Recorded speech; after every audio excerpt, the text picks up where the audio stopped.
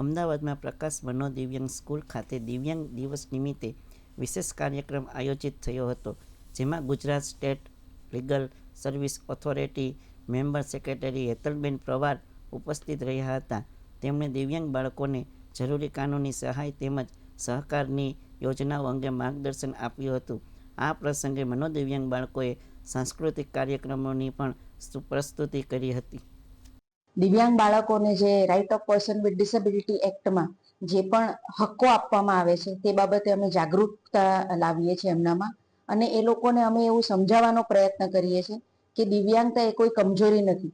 જો કોઈ વ્યક્તિને તક મળે તો એ સમાજમાં કોઈ પણ શિખરો સર કરી શકે છે. તે બાબતની એમને જાણકારી આપીએ છીએ. સ્કીમ માટે એમણે કોઈ પણ સર્ટિફિકેટ કઢાવવાના હોય, કોઈ પણ આધાર કાર્ડ કે એવી કોઈ સુવિધાની જે જરૂર હોય તો તે પણ તમામ કાનૂની મદદ એ અમે કાનૂની સેવા સમિતિ અને સેવા સત્તા મંડળ દ્વારા આપીએ છીએ.